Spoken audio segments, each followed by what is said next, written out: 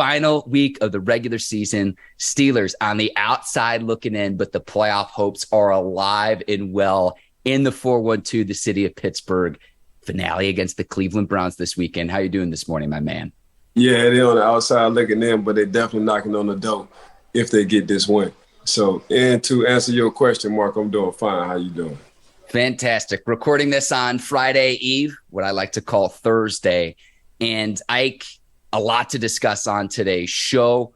We'll get to what yins think. That's from our viewers and listeners. The Pro Football Hall of Fame finalists announce which team gets in for the number 7 seed in the NFC. But we're going to start with Steelers and Browns. I would also encourage our listeners and viewers, check out our show reacting to what's going on with Damar Hamlin as it stands right now, recording on Thursday morning, still in critical condition. So we'll keep you posted on that, on his status moving forward. But the Steelers, Ike, going against AFC North opponents. I say opponent, not rival for you, Ike Taylor, against the Browns this weekend. Kenny Pickett, back-to-back weeks, game-winning touchdown passes. It's come down to the wire. First rookie ever to do that, too. And this stat to me is most telling with Kenny Pickett. Steelers are 1-4 when he throws a turnover. However, when he doesn't throw an interception, he and the Steelers are 5-1. So protecting the football is going to be very, very important. But we've seen Kenny Pickett develop right before our eyes, even during his rookie season. Yeah, Kenny got the it factor. And we talked about this on the show. He just, when he steps on the field, when he's in the huddle, and it's just going off of the Mitchell Trubisky's, the Mason Rudolphs. This is what I saw in training camp. Like, it just was a little bit different. The energy was a little bit different when he said ready, break, and everybody clapped. And now you starting to see what I was talking about from training camp with Kenny Pickett. So Kenny Pickett, staying in college for 4 years, you starting to see the maturity level throughout the course of the year. Kenny Pickett, like you just said, you just mentioned, Mark, you know, the late last quarter or last drives. Kenny Pickett, not afraid to fail, to be honest with you. You know, feeling real comfortable. Kenny Pickett, and we talked about Deontay and George Pickens on how he should get him the ball, just trusting his receivers. Kenny Pickett just trusting his reads. Kenny Pickett now is just putting Pittsburgh on the platform to where if they win, we shall see. But just giving Coach T as well an opportunity to not have a losing season in 16 years. It's all because of Kenny Pickett. Now, let's not discredit the defense. The defense definitely has been balling over the last, 5 games. But at the same time, it starts with Kenny Pickett. And for him to be a rookie, he's definitely not playing like a rookie. For him to be in crucial situations towards the end of the game, you can tell, man, he just run to it. So he faces adversity. He doesn't flinch, as Coach T would say. And to have somebody with all this chaos is around him to be cool under pressure, it's a good feeling to have that at the quarterback position, and that's Kenny Pickett. I know the league added a 7th playoff team to each conference a few years back, but the Steelers are on the cusp of history, and they're one of 3 teams entering the final week of the regular season that started out 2-6 and are now on the verge of making the playoffs. Now, to get there, the Steelers are going to need some help. So obviously you got to beat the Browns, take care of business. You also need the Jets to knock off the Dolphins, and then you need the Bills to take care of business against the Patriots as well, Ike. So the Jets are actually a 1-point favorite, even though they're mathematically eliminated from the playoffs. And I think that line signals, okay, whether Tua is going to play or not. But keeping this with the Steelers really quickly before we scoreboard watch a little bit, because we're going to have to do that on Sunday while we're watching the game in Pittsburgh. Mike Tomlin, the fact that he is even in a position to do this, Ike, it's going to be very interesting when we talk next week. It's either going to be his greatest coaching job ever. I'd argue this is even better than the 2019 season, Ike, when he went 8-8 with the 4th-string undrafted rookie quarterback. Or it's going to be, man, what a run it's been, and that 16-year streak is snapped. You need to have his first losing season. It's going to be one of the two, Ike. Coach T always find a way. Coach T is a magician. Coach T, in some form or fashion, he always find a way to rally the young men to finish the season strong or to get himself and that organization out of a bad situation, especially the one where they started from. To go 2-6 the first 8 games and to find yourself knocking on the door with a little bit of help if you win at the end of the season. Says a lot about Coach T. Says a lot about himself. Says a lot about how he deal with adversity. Now, being coach of the year, if they do knock on the door, I would say why not? Because this is exactly what Coach T. This would be Coach T's second time. If you're looking at it from afar, especially at a position where they usually have Hall of Famers, or where guys usually start, or where guys are game managers. But with Duck Hodges a couple of years ago, to actually knock on the door and get in and not have lose a season with Duck Hodges, four-string quarterback at the time, to go back and forth this year and it's looking real gloomy with a quarterback in Mitch Trubisky and the two quarterbacks that was alternating at first, Mitch and Kenny. And to roll with Kenny at some point in time and just stick with him, now you put yourself in this position. That's Coach T. So Coach T, I always tell him, man, you're a magician because you always find a way to see the daylight, especially when it looks dark coming from a distance. And the Steelers, Ike, when you look back on the season, to me, well, what a lot of people lose track of is the presence of TJ Watt, the TJ Watt effect. You're 7-2 with TJ Watt. You're averaging only allowing about 17 points per game without TJ Watt. The Steelers are 1-6, averaging, and the defense is allowing about 25 points per game. That right there, and I look at the sacks, I look at the takeaways.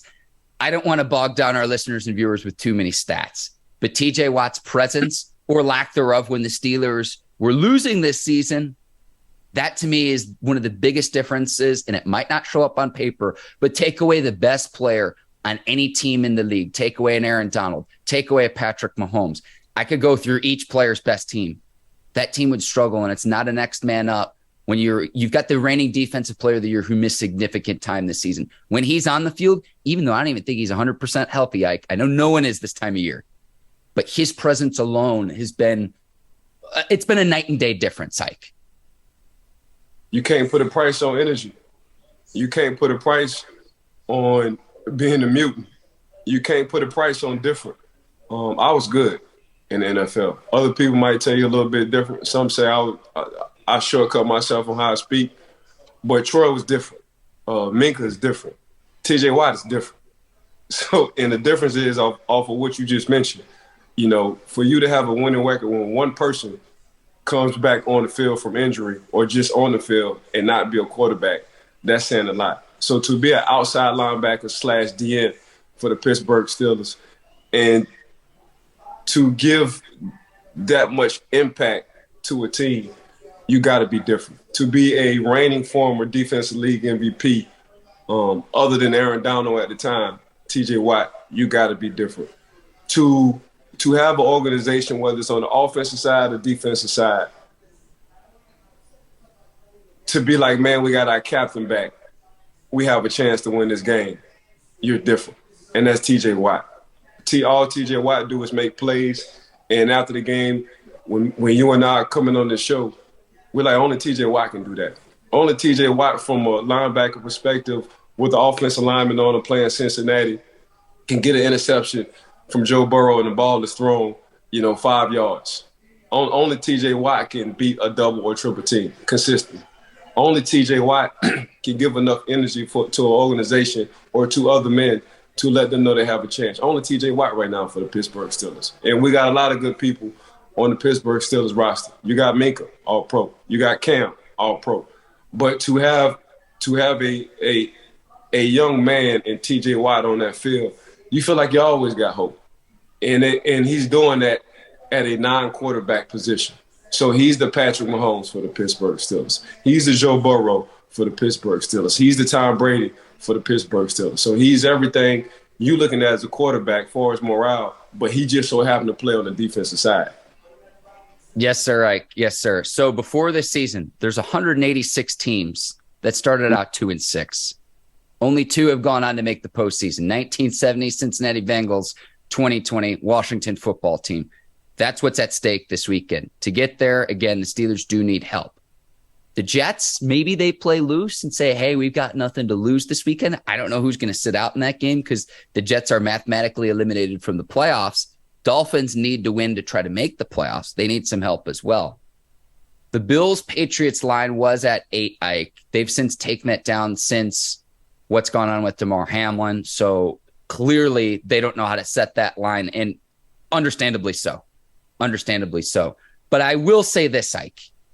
I will say this. A year ago, we were sitting in the same spot and we were saying the Steelers are going to need help in the final week of the regular season. They beat the Ravens, and then they go on. The Colts ended up losing in a major upset to the Jags. If you were to role reverse the situation, just given the other matchups, I know it worked out in the Steelers' favor a year ago, but that was such a huge upset because this was a Jags team. Remember, they got back-to-back number 1 overall picks. They weren't very good, Ike. I would have rather had this year's scenario than last year's, is what I'm trying to say, in terms of the games, in terms of the help that the Steelers need from those other 2 games compared to the Jags having to upset the Colts a year ago. That's where I stand with that.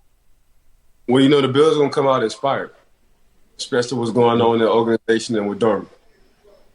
The Jets, when you look at the Jets, from a player standpoint, even though you mathematically out the playoffs, you're playing for your job from a Jets standpoint. So the best impression is the last impression. So as a player, when you have a good game or the last game and you're in a contract situation, it's going to be the last couple of games they're looking at. From a player's perspective, when you're a second-year guy and you want to become a starter, it's your last impression. From the Jets' perspective, from a player's perspective, when you want to have a name for yourself, when you want somebody to remember something, it's usually the last game, the last impression. So right now, the Jets players, if you're not already in a good situation as a Jet, you want to have a good impression or the best last impression, not only for your teammates, for y'all to talk about something in the offseason, like, hey, we got a young stud coming up, or wait till next year. Or from a front office standpoint, like, you saw how so-and-so played on this last game. I told you he got it. So from a Jets standpoint, the Jets perspective, no, they don't have the talent on the outside like a Miami. No, they don't have the defense. Well, I wouldn't say that. The defense, they got a pretty good defense. Mm-hmm. But consistently, how we talk about between the Jets and Miami, that's what you're looking at from a Jets perspective, Mark. You looking at from a player standpoint on the best impression. I want to give my best impression because this is my last impression for the 20 and 22 season. I hope Quinnen Williams and Sauce Gardner and Jermaine Johnson and company are listening right now to the show, Ike, because honestly, I'm like, okay, what do the Jets have to play for? Who are they going to sit out that they would have otherwise played? Someone who might be hurting through a long season to make sure that they're ready for next year. But if I'm listening to that, Ike, I'm like, oh, man, I'm ready to run through a brick wall again. So I hope they're listening, Ike. Yeah, you always want to leave that last impression, especially that last game, something for your teammates to talk about you and for the front office to talk about you as well. Yeah, the Jags and Lions, the other 2-6 teams trying to get into the playoffs. Jags winning, they're in, whereas the Lions need to win and then Seattle needs to lose. So we'll see how all that shakes out. We'll talk about the NFC here in a little bit, Ike. I want to move to keys to the game. And Ike, I'm looking at the injury report too. And this goes exactly to what we're talking about, though, with the Browns. I'm looking at the injury report where there's a lot of key players for the Browns. They're mathematically eliminated from the playoffs. Who's going to play, who's not going to play. And I'm looking at okay, I'm just going to list everyone who didn't practice on Wednesday for the Browns. I understand some are veteran players and will, but they need all of these guys. I mean, Joel Bitonio up front, Jadeveon Clowney, Jack Conklin, Amari Cooper, Myles Garrett, Denzel Ward. I could go on. And it's like, even if one of those guys isn't playing for the Browns, that's in the Steelers' benefit heading into the final week of the regular season, Ike. Now, the Steelers are going to need to get some redemption, too, because this is a team that the Steelers lost to early on this season. So, Mark, I understand what you're saying when it comes down to the injury reports. But the guys you name of the injury reports are invested, and they had a contract or two. So you got to look at who's behind them. And here goes the last impression from a Cleveland Browns standpoint. Wow. Who's ever behind Amari? Who's ever behind Denzel Ward? This is my time. This is my opportunity. I got to make the best of it moving forward, going into the offseason to give the front office and the coaching staff and my teammates something to talk about. So there you go with the Cleveland Browns. So they're going to be ready to play the Pittsburgh Steelers. All right, Ike. The key to me, it's pretty simple. Stopping Nick Chubb. He's averaging 5 yards a pop, more than 1,400 yards on the ground. And I will say this too, Ike. Cheers to this. It's going to be the last game that Kareem Hunt suits up for the Browns. He's due to become a free agent. It's a relief for me. We don't have to worry about the two-headed monster in Cleveland any longer. I would be shocked if he re-signs with the Browns because I know he requested a trade earlier, hasn't quite been happy. The Browns haven't had the success that they had a few years back with Baker Mayfield. I'm very excited that Kareem Hunt will be in a different uniform come the 2023 season. This is going to be his last game as a Brown. Yeah, Kareem gone. Before Kareem got in the trouble he got into, Kareem was one of those guys at KC, who can come up, catch the ball and also give you 1,000 yards rushing. That was Kareem Hunt. And I felt like when Cleveland got him, that was a steal for Cleveland, and it shows. When Kareem Hunt is in the game, there's nobody like Nick Chubb. You can ask Derrick Henry. He already felt like Nick Chubb is the best running back in the league from his perspective. But to have another number one running back on your roster with Kareem Hunt says a lot about the depth they have. So, yeah, Kareem Hunt going to wind up getting paid from somebody. I don't know. But Kareem, just from a player's perspective, I think Kareem is looking for, one, a good OC, two, a good quarterback who can help and enhance his career. So Kareem going to have some options. We shall see who he picks. Yeah, Amari Cooper also having a nice season for the Browns. Donovan Peoples-Jones has been good on the outside too. Cooper, more than 1,100 yards through the air and doing a nice job filling the void where it was a year ago, Jarvis Landry and the whole OBJ fiasco in Cleveland. And he's done a really good job this season, regardless of who's been behind center, whether it's been Jacoby Brissett, Deshaun Watson. It'll be the first time the Steelers see Deshaun this season in this Week 18 matchup. Yeah, Cooper quietly having a good season. Yeah. He just go about his business. There's nothing flashy. He's not flamboyant. He's not doing any dances. All he do is get the job done. And Cooper has been doing this since the time he stepped into the league. Yeah, Ike, I'm going to go to the other side of the ball. So for the Steelers offense, it's running the football. I know it's late in the season. I know it's cliche. You look up front with the Browns, though, and you Ike, you always tell me this. You say that how your foundation's built from the ground up. Myles Garrett and Jadeveon Clowney are fine off the edge, but the interior isn't as stout. The Browns allow 134 rushing yards per game. That's 25th in the league, bottom half of the league. If you can run the ball against this front seven, you can have success, and those edge rushers aren't quite as effective because the interior isn't quite as stout. That's going to be the key, in my opinion, to the Steelers is can they establish the running game? Can you get Najee Harris and Jaylen Warren like you did last week against your rival in the Baltimore Ravens? Can you have a repeat performance? Raiders and Ravens, but the Ravens last week where the Steelers took it to the Ravens and the Ravens were the number 3 rushing defense entering that game. Can you have a repeat performance? Can you do it again at home? That's the key to me, Ike. Yeah, so how do you neutralize 2 good edge rushers? You run up the middle. That's the same thing they do with a TJ Watt. If they want to neutralize him, they just run. That's the same way they do with Michael Parsons. If you want to neutralize him, you run the ball. When you have guys who are making their money coming off and sacking, putting pressure on the quarterback, you run the ball. And what the Pittsburgh Steelers have been doing well. They've been running the ball the last couple of games, especially the last game. They ran the ball like how we think they should run the ball against the Baltimore Ravens. So just ask Aaron Rodgers the keys to their success the last couple of games. What have they been doing more than none? They've been running the ball more than passing. And look at the situation they're in. So, yeah, I agree with you. One of the keys to the Pittsburgh Steelers having a victory is running the ball to neutralize the pass rush for the Cleveland Browns. Najee Harris has been better since the bye week, and the stats back that up. 8 games each before the bye, 3.3 yards per carry. After the bye, 4.2, so almost a full yard better since the bye week. He's been going north and south. He's been running violently. I don't know what the switch has been. I don't know if he's gotten more healthy as the season's gone along, but there's no doubt it's not just what your eyes are telling you. Najee Harris has been better since the bye week for the Steelers this season. The offensive line been better too. We talked about him a lot before the season and during the season. But after Thanksgiving, that offensive line has been holding it down. I think there are only 1 or 2 teams that has all the starters for 16 games in the NFL. the offensive line. So you got to give credit to the offensive line. Now, Najee has been sticking his foot in the ground and just been going north and south.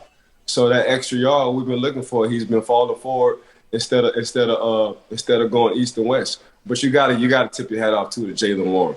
Jaylen Warren, he gives Najee a rest. He gives the coaching staff enough hope to where they can rest Najee throughout games and understand they do have a running back behind Najee that can get the job done as well. So between Najee and Jaylen and the offensive line, they all came together at the right time. Need a nickname for that tandem, Najee and Jaylen Warren. We need a nickname of some sort. If you got ideas, let us know in the comments. We'll consider that. Ike.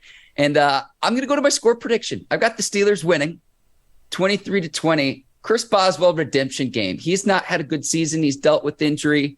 He dealt with injury a few years back in the 2018 season, Ike. So I'm willing to give him a mulligan. But I think he gets it done when the Steelers need it most. I'll take the Steelers at home against Cleveland. I think they get it done. 17-14 is what I'm looking at for the Pittsburgh Steelers winning this ball game. I love it, Ike. And we'll see. I'm going to say this. I'm going to go on record saying this. While I think that the matchup a year ago was we had longer shots of getting into the playoffs from the Steelers standpoint, and I just said we as if I'm part of the team. I don't know about these other two games. And I think the Steelers win. I think Mike Tomlin avoids his first losing season. I'm not as confident about the other two games that need to go in Pittsburgh's favor, Ike, and I'll leave it there. I'm just not confident in it. So I think the Steelers get to above 500, but I still think that they're going to come just short of the playoffs. That's just my opinion. Yeah, I think they win. They win, and everything will fall in line for the Pittsburgh Steelers. I love your optimism, Ike, and you bleed black and gold. There's no doubt.